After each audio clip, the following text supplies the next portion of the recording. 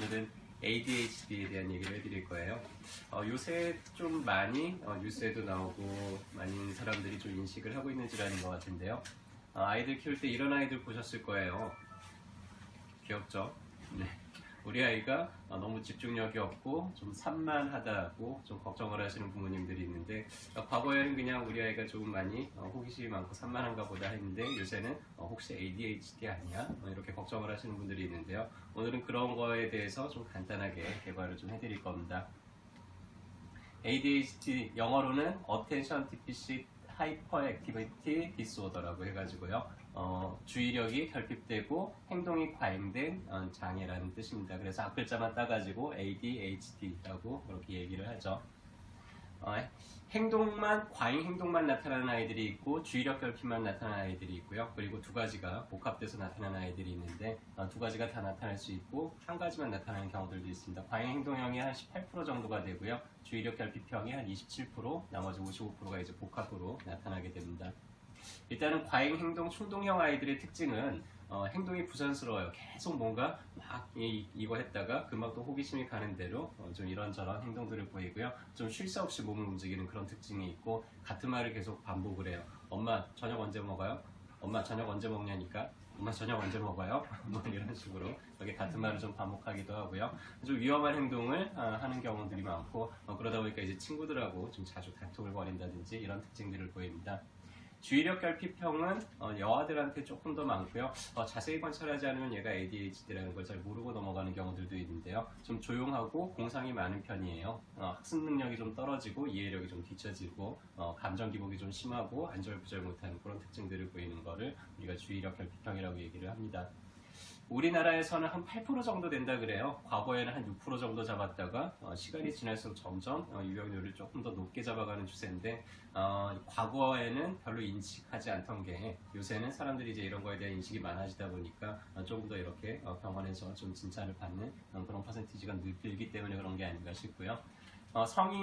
소아 ADHD가 성인까지 이제 넘어가는 경우가 전체 ADHD 환자들 중에서 한 15% 정도가 되고요.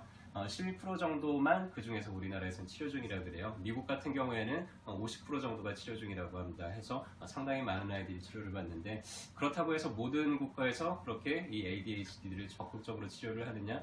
프랑스 같은 경우에는 상당히 낮아요. 전체 아이들 중에서 한 0.2% 정도만 치료 대상이라고 이제 잡고 있을 정도니까, 이 국가나 문화별로 그런 아이들을 좀 대처하는 게 많이 다르다고 할 수 있겠습니다. 이 ADHD가 단독으로 나타나는 경우는 한 30% 정도밖에 안 되고요. 다양한 다른 증상들을 좀 동반해서 나타나는 경우들이 많고요. 특히나 이제 뭐 우울증이나 불안증을 가지고 있는 아이들이 많아요. 왜냐면은 아이들이 소위 이제 우리말로는 나대죠. 자꾸 나대니까 자꾸 야단을 맞아요. 그리고 자꾸 주의를 받고 혼이 나고 하다 보니까는 그렇고요. 학습 장애를 같이 동반하는 경우들도 많고, 틱 장애를 같이 동반하는 경우들도 많습니다. 그 외에 이제 뭐 하지불안 증후군이나 수면 무호흡증이나 수면 지연 증후군 같은 경우를 같이 동반하는 경우들이 많고요. 수면 지연 증후군이라는 거는 이 아이들이 좀 뇌가 밤이 되면 더 많이 각성이 돼요. 그러다 보니까 이제 밤에 잠을 좀 잘 안 자게 되고 그런 것들을 얘기를 하게 되죠. 원인들은 다양하게 이제 원인들을 조사하고 있는데, 이게 시대별로 ADHD에 대한 원인들이 좀 계속해서 변화해가고 있는 중이에요. 그래서 최근에는 좀 유전적인 어떤 유전자의 결함 쪽으로 좀 많이 연구를 하는 편이고요. 한 70% 정도가 그렇게 해당된다고 생각을 하고 있고요. 기저액의 발달이 좀 지연이 돼서 그렇다고 하기도 하고요. 해서 그런 경우는 이제 MRI 촬영 같은 거를 해보면 실제로 기저액의 크기가 좀 많이 작아져 있는 걸로 확인을 하게 됩니다. 태아기 때, 이 뱃속에 있을 때 남성 호르몬에 좀 많이 노출이 된 아이들이 ADHD가 될 확률이 좀 높다 그러는데, 간단하게 여러분들이 이렇게 손바닥을 딱 봤을 때 남성 호르몬에 더 많이 노출이 되면은 이 약지가 검지보다 좀 더 길대요. 저도 좀 그런 것 같아요. 그리고 여성 호르몬에 노출이 많이 되는 아이들은 이 검지가 약지보다 더 길다고 합니다. 그래서 간단하게 손가락으로 그렇게 비교를 하기도 하고요. 어머니의 양육 방식이 원인이 된다고 예전에는 생각을 했는데 최근에는 그렇게 관계는 없다라고 하고 있고요. 환경적인 요인들도 좀 크게 작용을 합니다. 아이들이 자라는 환경이나 이런 환경 호르몬에 대한 노출에 대해서도 많이 영향을 받는다고 하고요. 그렇다고 해서 양육 방식이 직접 원인은 아니지만 악화 요인은 분명히 된다고 얘기를 해요. 어떤 태도로 아이를 키우느냐에 따라서 그 증상이 훨씬 더 심해질 수도 있고 점점 이제 개선이 될 수도 있고요. 그래서 환경적인 이런 요인들이 전체 아이들의 한 30% 정도를 차지한다고 합니다. 기저액이라는 거는 이 부위를 말해요. 기저액은 우리 몸에 좀 수의적으로 내가 좀 더 강화시키고 싶은 운동들을 훨씬 더 강하게 만들 수도 있고요. 그 다음에 내가 좀 약화시키고 싶은 행동들을 좀 더 조절할 수 있도록 하는 그런 조절 기능을 하는데 이 대뇌피질하고 연계가 돼서 우리 몸의 행동들을 좀 적절하게 조절을 하는 그런 역할을 합니다. 우리 몸에 있는 모든 어떤 심리적인 것들이나 행동적인 것들이나 이런 걸 통제하는 기관이 이 전전두엽이에요.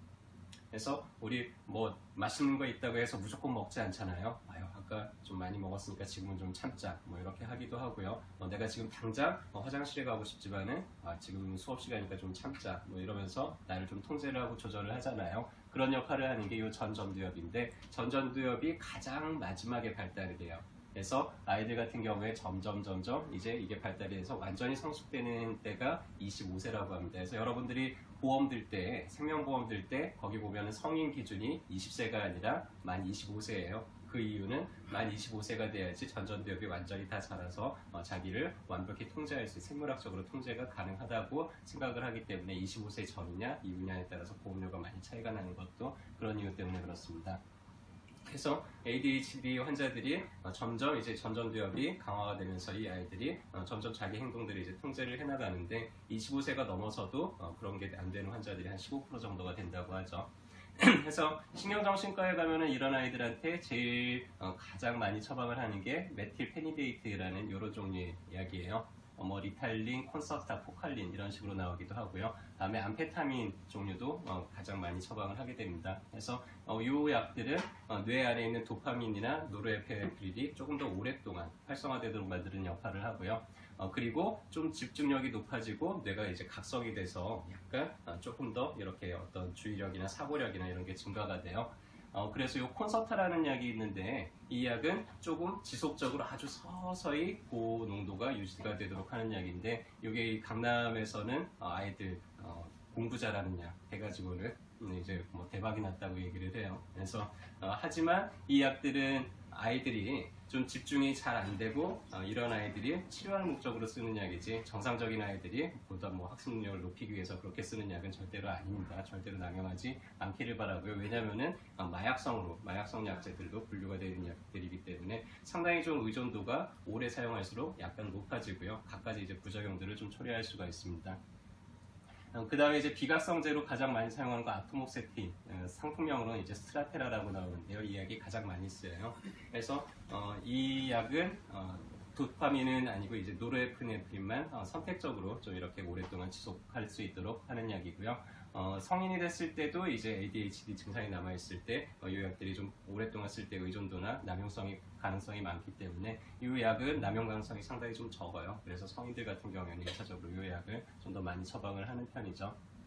도파민이 이 전전두엽을 좀 활성화시키는 역할을 하고요. 노르에피네프린도 전전두엽과 뇌의 각종 기능들을 좀 활성화시키는 역할을 하기 때문에 이 호르몬이 역할을 계속해가지고는 좀 오랫동안 작용을 시키면은 자기 통제력이나 이런 사고력들이 좀 더 많이 발달이 되게 되어 있습니다.